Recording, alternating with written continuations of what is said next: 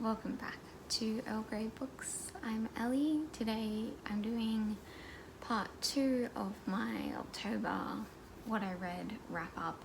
I'm sitting kind of off center and I know it looks really weird, or it looks weird to me, but there is a cat sitting right here, and I don't want to move him because he looks really comfortable and he's happy. So we're going to be slightly off center for this one. Yes, I have my things written down on here, and let's just go. So I read 8 books in this half of what I'm talking about, so my total is 18 books for this month. And yes, let's just get into it because there's a few to talk about. So firstly we have Arrival by Ted Chiang. This is the short story that the movie is based on. The movie is one of my favorites of all time, so I was really excited about this. I ended up giving it 3 stars. I really enjoyed the story that was Arrival, but the others just kind of fell flat for me. I think I'm starting to realize that I don't really like sci-fi. Like, I really enjoy a good sci-fi movie and TV show, but I just don't think that it's, book-wise, I don't think it's for me. So I gave it a go. Next one I have is part of my nano research. This is The Witch Hunt in Early Modern Europe by Brian P. Levack. I think I talked about this one in one of my weekend reads videos, but I finished it off, gave it 4 stars. It was really informative, but it wasn't hard to follow. Like, it was kind of, like, it was a really interesting read, but it was kind of engaging as well, which I honestly did not expect whatsoever. But yeah, this was, as it says on the back, this is a good introduction into the topic. I felt like it was. I felt like I learnt a lot from it. And I already knew a little bit, but this definitely taught me some new things. My neighbour is just walking past my window, just like walks back. Like, what are you doing? And why? It's so hot outside today too. Like, why are you willingly out there? Okay. Next one. Again, this is from a Weekend Reads video. Is he seriously walking back again? This is Dear Girls by Ali Wong. I gave this one 4 stars as well. I really like Ali Wong. I think she's hilarious. This was really, like, it was hilarious, but it was also really heartfelt and emotional in moments. There were a couple of things that I was like, alright. Like, it says on the back that, like, there is some enlighteningly and gross moments, and there were definitely some moments where I was like, I really didn't want to know that about you, and I'm almost positive that your daughters don't want to know that about you either. But it was a fun read. It made me laugh. It made me surprisingly emotional in parts, and yeah, I would recommend it.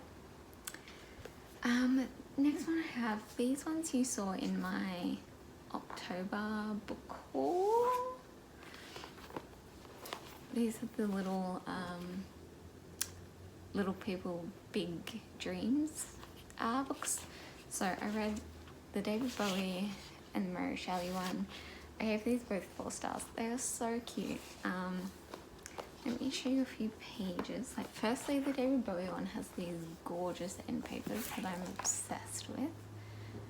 And yeah, I really like, there we go. There he is. I think is that Ziggy? Yeah, that's Ziggy. Here's one of a couple of his different ones. Labyrinth. You know, the classic Bowie. And just look at him and his wife. This was really cute. And I also just like some of the other ones I've had that I've read in this series. my like criticism has been that they're kind of very, like, I know these are for children, but they kind of gloss over a lot of stuff. I felt like these ones did pretty well. Again, gorgeous end papers. The Mary Shelley one, I feel like these are both kind of difficult characters, because difficult people to like talk about to children, because they're both, you know, Mary Shelley had a pretty rough life, I think, and David Bowie, I feel like, obviously kind of glosses over the whole like sexuality aspect. So I think you kind of have to take them knowing that they are for children and that they aren't going to be necessarily the whole truth about these people, but they are very, like, I don't want to say inspiring because I hate that word, but yeah, they're kind of empowering in that they're both kind of people who challenge the status quo a little bit, and a lot of the people are kind of like that are in this series. But yeah, these are definitely two of my favourites within the series, and also, like I talked about in my book haul, two of my favourite people. Okay, we have another graphic novel. So I also read Paper Girls by Brian K. Vaughan and Cliff Chang. Starting this off, I did not like it at all, and like 2 pages in, there's some pretty awful things said, pretty homophobic things, and I was just like, I read it and I was like, why has nobody talked about this? Like, I went on the reviews on Goodreads, and there's a reference to AIDS that is just, oh, and this is set in like the 80s, but I was just like, why is nobody challenging this in like on Goodreads? And I read the rest of it, and it is a really interesting comic, and I definitely want to continue with it, but I still just, I don't know, like there are like friends of mine that had reviewed it on Goodreads that I would have thought would have said something but didn't, and like I get that it's just a very, very small moment, and, you know, definitely something that would have been said, but it just really bothered me. So that kind of, like, I feel like had it not had that in it, this might have been a 5-star read for me. But it just made me really uncomfortable, especially just the comment about HIV/AIDS was just like, I was just like, nope, can't do. But I'm hoping, like, it was kind of challenged in here. I'm hoping the other volumes will just not have it in. Maybe that's too much to ask for. Next one. Oh boy, this book made me so unbelievably angry. This is House of Grief by Helen Garner. Okay, so when I say this book made me like really angry, this is a true crime book about a man who on Father's Day in 2005 here in Victoria drove his car into a dam with his 3 young boys in. He got out of the car. The boys unfortunately didn't. This is about his trial, and I really hate the guy. I remember this. I was 10 years old when this happened.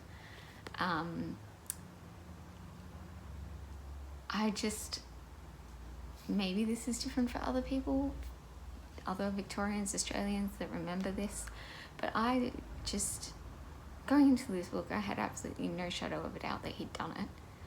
And he just annoyed me that people were like, oh, he's innocent, and I was just like, no, and just like, ah.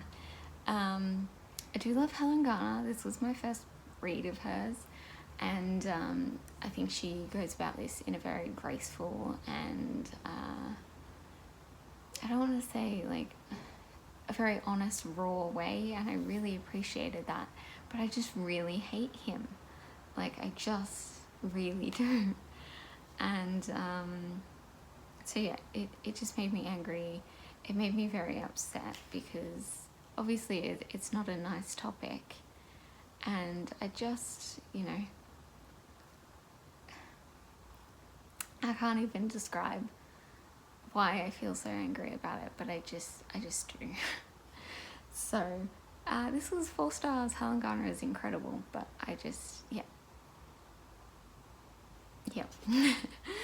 And then the last one I have is actually an audiobook, which is very rare for me, but I listened to Life on Mars by Tracy K. Smith. This is a poetry collection. She reads the audiobook herself, and I just really like listening to her, like a very calming but strong voice. I'm not an audiobook person. I struggle with them a lot. But hers are the only ones I can get through. And I don't know if that's because it's poetry or just because of the way she reads them. But yes, incredible, would highly recommend. This is a little bit about, as the title suggests, there is a little bit about Bowie in there, which was one of the reasons I originally became interested in this collection and in Tracy K. Smith.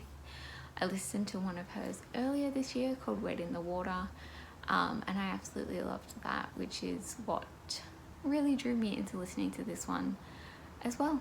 And I have literally never heard anyone talk about her. She's the poet Laureate? I don't know how to say that word. I've only ever seen it written. But yes, she's that. And I've never heard anyone talk about her. And she's incredible. So yes, would highly recommend that one. It's not like a complete collection about Bowie. He's mentioned in there. But it is a lot about loss and her family and friends, and she's a woman of colour, so there's quite a bit about race in there, and she's just incredible in the way she writes and the way she reads them out. So yes, would highly recommend. Just quickly, I wanted to talk about, or start talking about it in my wrap-ups, the books that I unhaul during a month. I don't want to go through them, but I just want to kind of give you guys a number. I'm trying to keep my TBR level. I think I started with 300 books on my TBR at the start of this year, and I'm down to 265. So this month I unhauled 18 books. I bought 21. So and then with the reading that I've done, it kind of evened out.